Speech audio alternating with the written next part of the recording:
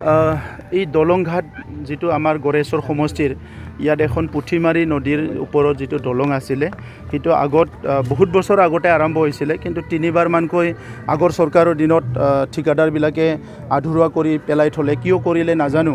ইয়াৰ পিছত যিটো স্কিম আছিলে সেইটো ডোনাৰৰ পৰা আৰম্ভ হৈছিলে।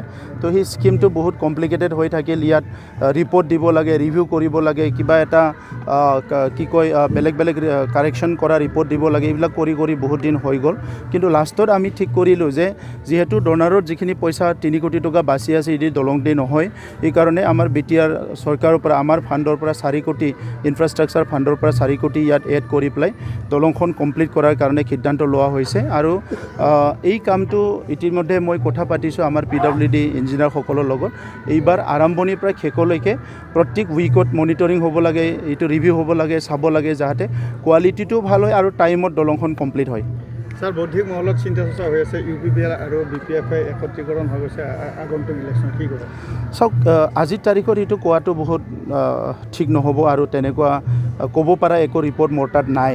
গতিকে ইলেকশ্যনত বা পলিটিক্সত বহুত মানে স্পেকুলেশ্যন এনালাইচিছবিলাক হৈ থাকে, কিন্তু বাস্তৱটো বেলেগ হয়। তো এনিৱে আমি BTR অঞ্চলৰ মানুহৰ শান্তি সম্প্ৰীতি উন্নয়ন এই কথাটোহে আমি লক্ষ্য ৰাখিছোঁ। কাৰণ স্বাধীনতাৰ 78 বছৰৰ এতিয়ালৈকে বহুত অঞ্চল আছে য'ত নেকি BTR অঞ্চলত মানে উন্নয়নটো আজিলৈকে আহি পোৱা নাই। তো এই অঞ্চলবিলাকত উন্নয়নটো লৈ যাব লাগিব। কেন্দ্ৰীয় চৰকাৰৰ ভাল ভাল আঁচনি আছে, ৰাজ্য চৰকাৰৰ ভাল ভাল আঁচনি আছে। এই আঁচনিবিলাক সেই ঠাইলৈকে আমি লৈ যাব লাগিব, সেইটোতে আমি বেছি গুৰুত্ব দিছোঁ।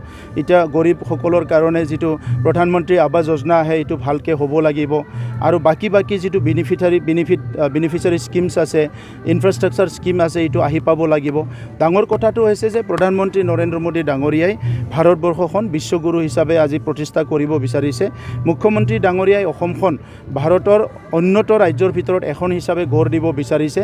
এনেকুৱা মিছন আৰু ভিজন লৈ কাম কৰা লিডাৰশ্বিপ আগত ভাৰতত বা অসমত বহুত কমেই আছিলে। আৰু সেইকাৰণে আজি আমাৰ কাৰণে ভাল খবৰ এইটো যে আমি সকলো একেলগে থাকি এই উন্নয়নৰ যিটো ধাৰা এইটো ক্ষিপ্ৰতাৰে যাতে আমাৰ নেতাসকলে লৈ যাব পাৰে, এই কামটো কৰিব লাগিব।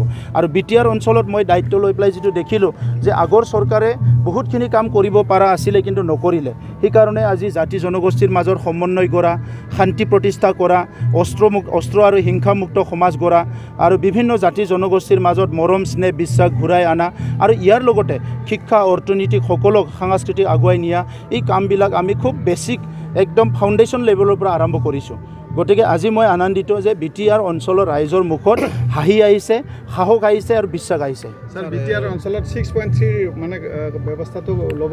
6.3টো ময়ে ছাত্ৰ সন্থাত থকা সময়ত আমি একেলগে মিলি পেলাই এই চুক্তিত আমি আনিছোঁ আৰু এইটো ইমপ্লিমেণ্ট কৰাৰ কাৰণে আমি চৰকাৰক অনুৰোধ কৰি আছোঁ। আৰু সেই হিচাপে মুখ্যমন্ত্ৰী ডাঙৰীয়াই ফাৰ্ষ্ট ফেজ হিচাপে 10খন কলেজ প্ৰভিঞ্চিয়েলাইজ কৰিলে। ইয়াৰ পিছত হায়াৰ ছেকেণ্ডাৰী হাইস্কুলৰ লিষ্ট হৈ আছে। এইখিনি হোৱাৰ পিছত ME আৰু LP লৈ যাব। আৰু এটা কথা মই ক্লিয়াৰ কৰি দিওঁ, কিছুমান মানুহ ইয়াতে ভুৱা এটা কথা প্ৰচাৰ কৰি আছে, বিৰোধীয়ে হওক বা কোনোবাই হওক, যে ইয়াত অকল বড়ো মিডিয়াম প্ৰভিঞ্চিয়েলাইজ হ'ব বুলি কেনে। কিন্তু BTRৰ ক্ষেত্ৰত বড়ো অসমীয়া বুলি নাই। BTRৰ ক্ষেত্ৰত বড়ো অসমীয়া মিডিয়াম যিবিলাক নিড বেছ প্ৰয়োজন স্কুল, যিটো স্কুলখন নহ'লে নহ'ব, সেই স্কুলবিলাক প্ৰভিঞ্চিয়েলাইজ কৰিব লাগে বুলি আমি ডাটা ছাবমিট কৰি আছোঁ। আৰু ইয়াৰ ওপৰতে মুখ্যমন্ত্ৰী ডাঙৰীয়াৰ লগত আলোচনা চলি আছে।